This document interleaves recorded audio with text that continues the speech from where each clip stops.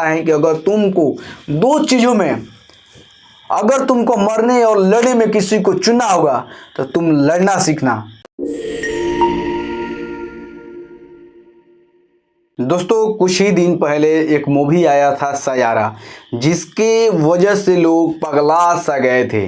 लोग हॉल में रोने लग रहे थे और कहीं ना कहीं बहुत सारे उस पर वीडियो भी बना था और लोग बहुत तारीफ कर रहे थे कि ये जो मूवी है काफ़ी बेहतरीन है। इस तरह से जो रोमांटिक फिल्म इसको कहा जा सकता है, सैड स्टोरी कहा जा सकता है, इस तरह से मूवी था और लोगों को झकझोर दे रही थी। लेकिन वास्तविकता क्या था, वो सिर्फ कुछ उसमें फैक्ट नहीं था, कोई सामाजिक तौर पर वो फिल्म नहीं था, वो सिर्फ एक काल्पनिक किरदार था। और एक मूवी आपको बताने जा रहा हूँ जो वास्तविकता से उसका नाता है, सामाजिक उसका परिभाषा है और जिस तरह से वो मूवी बनाई गई है वो काबिले तारीफ है। मैं निर्देशक, डायरेक्टर और जितने तमाम लेखक लोग हैं उनको मैं तहे दिल से बहुत बहुत धन्यवाद उनको देता हूं कि इस तरह से उन्होंने हिम्मत जुटाई और इस तरह से उन्होंने मूवी बनाई।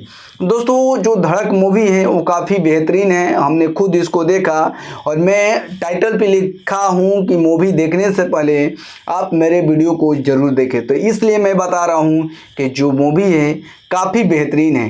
दोस्तों इसमें एक नीलेश नाम का लड़का है और शेखर नाम के व्यक्ति हैं जो आप शायद कह सकते हैं कि चंद्रशेखर आज़ाद रावण। लेकिन खैर दोस्तों आपको बताने की कोशिश करूंगा कि जो चंद्रशेखर आज़ाद रावण है और कहीं ना कहीं एक रोहित वेमुला का मौत हो जाती है, उस पर कह सकते हैं कि आधारित फिल्म है। और इसके साथ साथ और तमाम ऐसे जो दलित समाज के लोग हैं, जो लड़के हैं, पढ़ने का तो सपना उसका लंबा होता है कि हम भी कुछ परिवार के लिए कुछ करें, कुछ परिवार के लिए खुशियाँ जुटाएं, लेकिन वो खुशी उनको मिल नहीं पाता है और अंतः जातिवाद का वो शिकार हो जाते हैं। कहीं ना कहीं उस पर ये फिल्म फिट बैठता है और कहीं ना कहीं जो ब्राह्मण समाज है, चमार समाज है, इसको लेकर कॉम्बिनेशन को फिल्म को बताया गया है और इसमें स्पष्ट रूप से बताया गया है कि जो लड़का है चमार जाति का है, जो लड़की है ब्राह्मण समाज की लड़की है। इस तरह से मूवी को मेन हेडलाइन है। और इसके बाद में दोस्तों जिस तरह से मूवी में काम किया गया है, जिस तरह से लोगों को प्रेरित किया गया है फुल मूवी देखने के लिए, जिस तरह से उसमें एक्टिंग किया गया है और कहीं ना कहीं इसमें सबसे बड़ी बात होती है कि जय भीम बोलना। कहीं ना कहीं दोस्तों बहुत सारे ऐसे मूवी में देखते होंगे कि लोग ऐसे भी जीवन शैली में लोग जय भीम बोलने से कतराते हैं और इस फिल्म में जय भीम बार बार कहा जाता है। और यहाँ तक कि जो दलित समाज है उसके घर में बाबा साहब का फोटो भी रहता है। और एक ऐसा मूवी मैं फर्स्ट टाइम देख रहा हूँ कि जहाँ पर ऑफिस में यानी कॉलेज के ऑफिस में बाबा साहेब, ज्योतिबा फुले और सावित्रीबाई फुले का तस्वीरें लगा होती हैं। दोस्तों जो नीलेश नाम का दलित लड़का है उसका सपना होता है कि मैं भी कुछ करूं और वकील बनूं। ये वकील की लड़ाई है, ये वकील की पढ़ाई है और वकील से ही बनने के लिए बहुत सारी चीज़ें इसमें हो जाता है। जिस तरह से रोहित वेमुला को लेकर उनको काफ़ी जातिवाद को सामना करना पड़ा, छुआछूत भेदभाव उनके साथ होता रहा, उनको बार बार टर्चर किया जाता। वो लगातार जो यूनिवर्सिटी था उनसे मदद मांगने की कोशिश की है, लेकिन जो यूनिवर्सिटी हैं उनको मदद नहीं कर पाई और अंततः उनको निकाल देती है। और निकालने के बाद रोहित वेमुला सड़क पर चल जाता है और वहाँ पर बाबा साहब का तस्वीरें लेकर जय भीम बोलता है।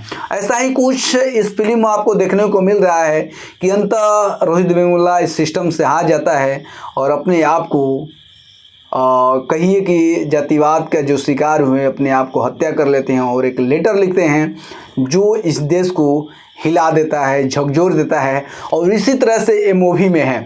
दोस्तों मैंने इस मूवी को देखा और कहीं ना कहीं लगभग हमने महसूस किया है कि जिस तरह से हमारे जीवन में भेदभाव, जातिगत का सामना करना पड़ता है, जातिवाद हमारे साथ होता है, छुआछूत होता है, वो फिल्म में इस तरह से दर्शाया गया है। कहीं ना कहीं आप सयारा मूवी को देखकर रोते होंगे, लेकिन मैं कह रहा हूँ कि अगर आप इंसान हैं तो इस मूवी को देखिए और मूवी को अगर देख लिए, अगर इंसान हैं तो आप अगर नहीं रो पाएँ तो समझ लीजिए आप इंसान नहीं है। क्योंकि इस तरह से इस मूवी को हकीकत में अगर आपको दिल को झकझोर देने वाली कोई मूवी है तो वो धड़क 2 मूवी है। इसमें काफ़ी बेहतरीन तरीक़ा से फिल्माया गया है, काफ़ी बेहतरीन तरीक़ा से लोगों को समझाया गया है कि किस तरह से जातिवाद होता है।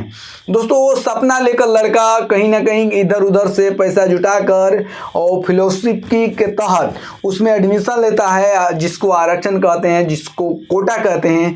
कोटे के तौर पर उसका एडमिशन होता है, लेकिन वहाँ भी उसके साथ कहीं ना कहीं जातिवाद के तौर पर देखा जाता है। जब कॉलेज जाता है तो उसको बार बार शिक्षक और स्टूडेंट के द्वारा टॉर्चर किया जाता है। जैसे ही पता चलता है कि वो अहिरवार है, यानी वो चमार है, जैसे ही पता चलता है कि वो दलित समाज से हैं तो उसको रैगिंग किया जाता है। लेकिन वहाँ पर उनको बचाता है शेखर नाम का लड़का, और शेखर नाम का लड़का जो है वो आंदोलन करता है। बाबा साहब के जो विचार हैं, जो आरक्षण मिला हुआ है, जो सिस्टम में कुछ खराबियां होती हैं, जो दलित समाज को लेकर जो सिस्टम बना होता है उस पर काम नहीं करती है सिस्टम, उसके खिलाफ वो लड़ाई लड़ता है। इसी में जब उसको कहा जाता है, नीलेश को, दलित समाज का जो लड़का है, शेखर कहता है नीला गमछा देकर, तो वो कहता है कि मैं नहीं राजनीति करने नहीं आया हूँ, मैं यहाँ पढ़ने आया हूँ। लेकिन क्या उसको पता था कि बिना राजनीति इस देश में कुछ भी संभव नहीं है। अंततः ना राजनीति में एक्टिव रहना भी उसको बहुत महंगा पड़ता है। और एक समय ऐसा आता है कि जो लड़की है तृप्ति, उसके माध्यम से उसके घर में शादी होता है और नीलेश को बुलाया जाता है। जब नीलेश जाता है तो पता चल जाता है कि दलित समाज का लड़का है। और तो इसके बाद में दोस्तों उसको बहुत बेरहमी से बेइज्जत किया जाता है, पीटा जाता है, और कहीं ना कहीं वो महफिल को छोड़कर चला जाता है। लेकिन तृप्ति को पता नहीं होता है। जब पता चलता है कि कहाँ पर हैं तो बार बार फ़ोन करती है, लेकिन कॉल रिसीव नहीं करता है, क्योंकि उस जो लड़की का पिता है वो कहते हैं कि हमारे लड़की से दूरी बना लो। वो बहुत पहले जानते थे कि ऐसा कुछ हो सकता है, लेकिन सोचे कि क्या आज भी जातिवाद चल रहा है, क्या आज भी ऐसा कुछ है?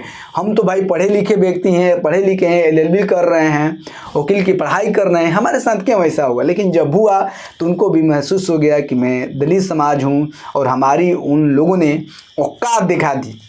इसके बाद में दोस्तों कॉलेज में आते हैं। कॉलेज में उनको कीचड़ फेंक दिया जाता है उनके मुंह पर, उनको गलत सलत बोला जाता है। और उनके पिताजी के साथ जब उनके पिताजी को वो स्कूल में बुलाया जाता है तो उनके पिताजी को कपड़ा खोल दिया जाता है, बेइज्जत किया जाता है। और ये वो बेइज्जत जो नीलेश है वो सह नहीं पाता है और उस लड़के को मारने जाता है। तो उसी बीच में एक व्यक्ति जो है, जो हर एक समाज में पाया जाता है, जो जातिगत जहर भरा उसके दिमाग में ठूस ठूस कर भर दिया जाता है। और उसी जातिगत जहर के कारण कि ब्राह्मण समाज की लड़की के साथ एक चमार समाज का लड़का कैसे प्यार कर सकता है और कैसे एक जगह आ सकता है, वो उसको अच्छा नहीं लगता है। और बहुत सारे ऐसे लड़कियों को वो सज़ा दे चुका होता है, लड़कों को सज़ा दे चुका होता है। और उसी के पास लड़की के चचेरा भाई जो उसी कॉलेज में पढ़ता था, उसके पिताजी अपना इज्जत बचाने के लिए, कहिए धौंस का इज्जत, जातिवाद का इज्जत, कि अगर चमार का लड़का के साथ हमारी लड़की का शादी हो जाएगा तो कहीं ना कहीं इज्जत जो है वो डाउन हो जाएगा, वो ख़त्म हो जाएगा, समाज से हमारा मान सम्मान जो है ख़त्म हो जाएगा। इस तरह से सिस्टम बनाया गया है। तो उनको सुपारी देता है और उसको मारने के लिए तैयार हो जाता है, लेकिन नीलेश बच जाता है। और अंततः वो व्यक्ति खुद अपने आप में ग्लानि महसूस करता है कि मैं क्या कर रहा था, और वो खुद ट्रेन के पटरी के नीचे जाकर वो अपने आप को समाप्त कर देता है।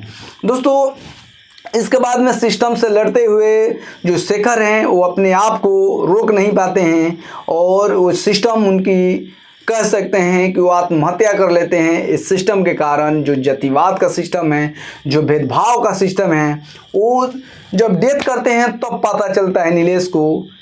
और उनका एक बात याद आता है कि अगर तुमको दो चीज़ों में, अगर तुमको मरने और लड़ने में किसी को चुनना होगा तो तुम लड़ना सीखना।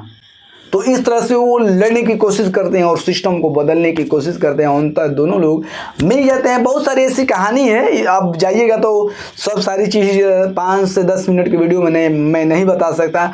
आप जाइए, मूवी को देखिए, एक बार नहीं 100 बार देखिए, क्योंकि जो मूवी है मूवी नहीं, बहुत बड़ा मूवी है, समझ लीजिए। आप प्लीज़ जाइए और देखिए इस मूवी को, और जो वास्तविकता है, जो सही चीज़ है, उसको एक्सेप्ट कीजिए।